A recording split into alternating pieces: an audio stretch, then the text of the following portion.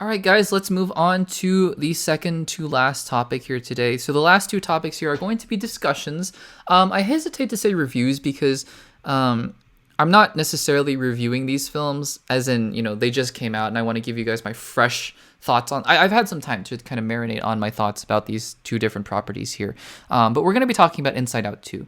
Now, I don't know if I've mentioned this on the YouTube channel, maybe a long time ago. One of the first videos I actually did that really did well on the YouTube channel was a Pixar movies tier list. And I'm sure I mentioned it at the time. And I don't even know if I thought this at the time, but I've certainly come around to this point since then of Inside Out, the first Inside Out. I think it came out in 2016.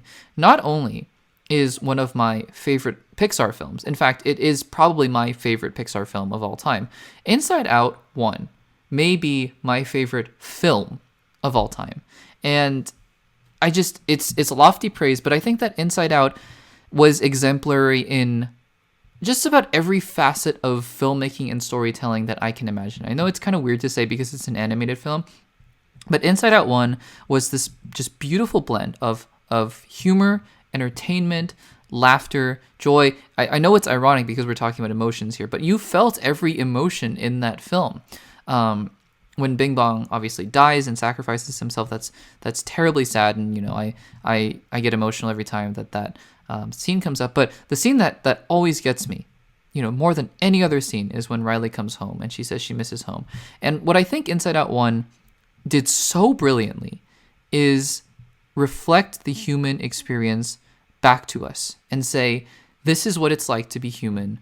This is, these are the struggles that we all face, and it's okay to face those struggles. It is okay to be sad. It's okay to miss home. It's okay to not be okay, which I know sounds like such a cheesy, Pinterest type quote or whatever. But at the end of the day, it's one of those movies that hits me in a way that almost no other movie can hit me. And Pixar movies, I mean, they're known for hitting you emotionally where they're supposed to hit you. But it is truly an example of a film that did it all for me. And so when they announced about a year ago that they were doing Inside Out 2, I was beyond nervous. I was so incredibly worried that this was going to be another cheap cash grab, which again, Pixar, I will say that even when Pixar decides to do cash grabs, they're usually not as bad as other studios, trying to do that, banking off the success of a first film. Because obviously when the first film does as well as it does, I believe the first Inside Out made $700 or $800 million, which is crazy, by the way, for an animated film. But when your films do that well, you're obligated to make a sequel, right? And sometimes you get, sequels like, I don't know what the name. I mean, even, for example, like even in Avengers to an Avengers Age of Ultron, where the sequel is good. It's pretty good. It's well received, everything like that. Sometimes you get a Transformers to a Transformers 2. Sometimes you get Toy Story, though, to Toy Story 2, where it's like, this is an incredible sequel to an incredible first film. So, again, going back to the track record of Pixar, they're not beyond putting out just sort of a mediocre sequel to a successful first film. I think about Cars and Cars 2, even Cars 3, which, weren't the most terrific sequels in the world to the first Cars film, which I don't even think is the best Pixar film, but I think it has its charm for sure.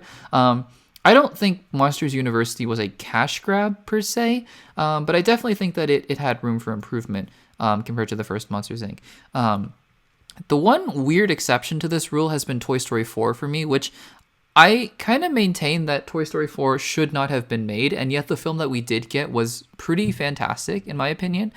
I still don't think it should have been made, but I'm not going to complain and say that, the film that we got is, just like it should not exist.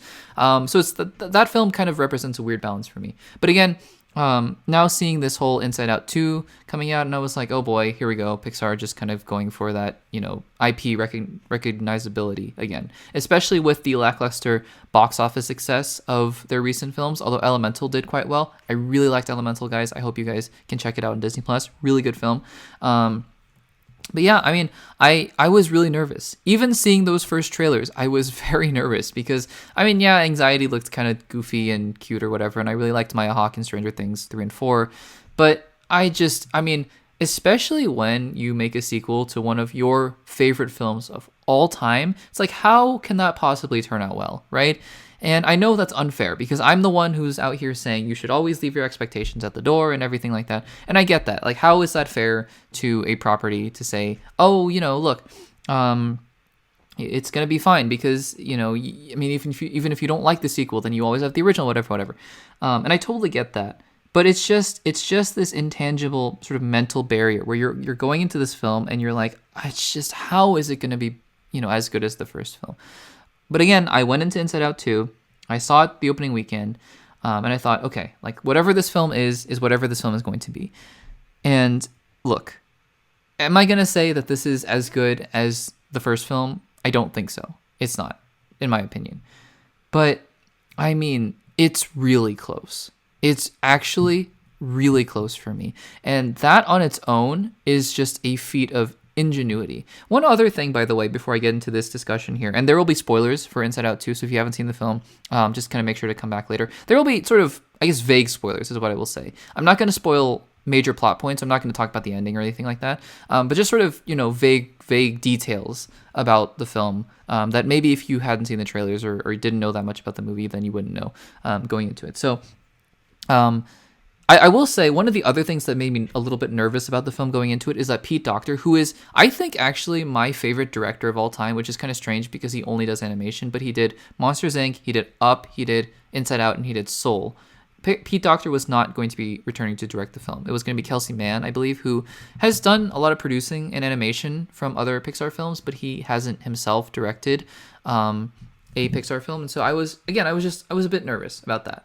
But guys, I mean, in terms of what, because we talk about, I guess, in a way, sequels needing to justify themselves, which, I get it, right? The first film makes a lot of money, and so you want to go back into that world. And the world of Inside Out is just, it has endless possibilities. It literally has endless possibilities, right? But, kind of the thought of what does this second film need to do to kind of make itself set apart, right? What does it need to do to say, I am a film that, yes, I'm not just here to kind of justify the first film. I'm here on my own. And I realized by the time I walked out of the movie, the genius of these films, and actually surprisingly why I would advocate for at least one more Inside Out film, probably taking place, because this film takes place when Riley is going through puberty. I think she just turned 13. I might even advocate for one more film where she's maybe going to college or something like that. We saw that with Andy, right, in Toy Story 3, but I think that we could do one more film where she's going to college. The first one was when she was moving. I believe she was maybe 7, 8, 9, something in that range. Is that these films can speak to a different stage of your life in such profound and interesting ways. What was so brilliant about this film is that the first film deals with adolescence and growing up. And when you're growing up, right, I mean, everything, again, I understand that, this is sort of coming from a place of privilege, right? But like when you have a happy childhood, which I understand not everyone does, and I'm not trying to assume that everyone does, but just, for the sake of this analogy here, that you have a happy childhood and everything like that, and then suddenly something happens where it's like it all comes crashing down. And for Riley, it was moving away from home and not seeing her friends again. And it's that realization of having to grapple with the idea of sadness for the first time and what that means. And that's what makes that film so profound, because I believe, a lot of people, that at least a lot of my friends and I have gone through that same experience of you encounter something sad for the first time and it's like, oh, what do I do with that? Like, how do I deal with something like that? That's incredibly deep, but also a very human emotion, right? What this film does so expertly is it takes that and it's a different stage of life, but you're dealing now with anxiety, right? You're dealing with this idea of wanting to fit in, trying to find your place in the world, even though it might be a sort of quote unquote smaller world in high school, going from middle school to high school, your friends, your social status, everything like that. And it takes a different, that same kind of conceptual framework, right, of the first Inside Out and puts it on a different stage of life. And I think that that's so brilliant. On top of that, one thing that actually another YouTube reviewer, I believe it was Christian Harloff, said in his review that I thought was actually so apt is that this film has a surprisingly good villain. And I think that, for those of you who haven't seen the film, I'm not going to say who the villain is, but I think that I wouldn't say villain, I would say antagonist, but I think that, the best, we always say this, right? The best antagonists, the best villains are the ones who do what they do because they truly believe in their mission, right? And the character that is really the antagonist of this film, because I believe that the first film, in a weird way, I almost think that Joy could have been kind of the antagonist figure, where it was sort of a journey of self-discovery for even Joy herself as a character, voiced by Amy Poehler, who does a great job in the second film, by the way.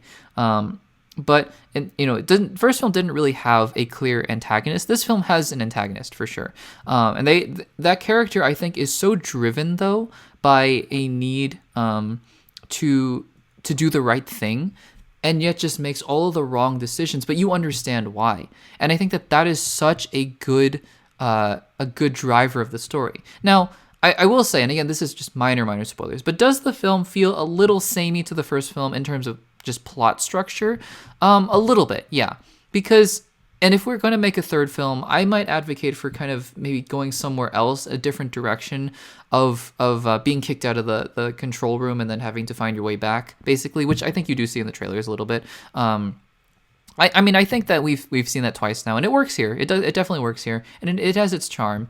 But I think that hopefully, in terms of story, if we do see a third film, that we can go a little bit of a different direction than that. But that being said, it's just a minor nitpick. The heart that are in these characters, and what I love, especially about these characters here, is that we get a chance to dig into the emotions that were really not given a lot of time in the first film. So, characters like disgust and fear and anger. Anger especially was given a lot more character development. And by proxy, I think sadness was kind of pushed off to the side here a little bit. But, because the first film was such a profound focus on sadness, I think that that's okay for the character, honestly. And we get a focus here on the other emotions that we didn't get to interact with, as well as the 4 new emotions here, who are all fantastic. We got anxiety, ennui, which is there's a lot of fun to be had with that character's name, representing boredom, basically. Embarrassment and envy. They're really great. They're really fun new characters, and they represent a completely different side of the human brain as we begin to develop here. There are also some really cool new elements of, I think, life and just growing up, what you begin to develop in your mind as you grow up here. Because when you're a child, it's pretty simplistic. Emotions, I think, are pretty key driving factors. But one of the other big factors and key motivators in the film that I won't spoil here, but one of the other things that's talked about a little bit here are the other things that begin to drive you, especially one in particular that is a core element of the film. But yeah, like what else drives you and motivates you and builds you, like makes you who you are as a human being, which I think is fantastic. But I was thinking about this, right, as I close out my quick discussion here of Inside Out 2.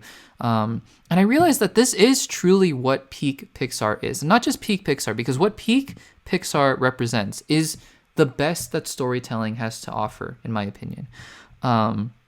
And I think that is truly reflecting the human experience in a way that is touching, that is funny, that is entertaining, but that is so true and raw and real in a way that does that might be emotional, right? But it's not like it ever hurts you in a way. It's just so honest in a warm way, where we're dealing with these real experiences of anxiety, of sadness, these real human experiences. And yet they're dealt with in a way that's so heartfelt and so honest, that reflect what it means to be human, that's all wrapped up in this wonderful imaginative world that is, inside the brain of a child and the brain of a teenager. And I think that is just such peak storytelling, such peak Pixar. And look, based on this film alone, am I going to say they should keep making sequels for every single film that they have? No. And in fact, I mean, like I said, for as much as I loved or really enjoyed Toy Story 4, am I a little bit nervous that they're making Toy Story 5? Yeah, I am. If they start announcing WALL-E 2 and Ratatouille 2, I'm going to be like, okay, maybe we should pump the brakes here. But I think that just all of that out of the way, just looking at this film alone, this is such a rich world and such a rich tapestry to tap into. And I think that's, it's fantastic what they were able to do with these characters and what they were able to do with this storyline. That, yeah, I mean, I think there is such untapped potential here for even a third film with this just looking into the life of a human being and seeing what it's like to just be you, right? I think that that's really awesome. And again, as long as there's sort of a healthy ratio of original projects, because again, I mean, Inside Out 2, let's not forget, came from one of the most original projects that Pixar has ever made. So as long as there's a really healthy mix, I don't even know what the ratio would be, but maybe like 3 or 4 original projects to every sequel, I'd be totally fine with that, you know? So yeah, I mean, those are my thoughts on Inside Out 2. It probably never could have lived up to the original in my head, but honestly, that's okay, because I think that what my experience was with the sequel was just about the next best thing. I loved this film. Let me know if you guys have seen it in the comments down below.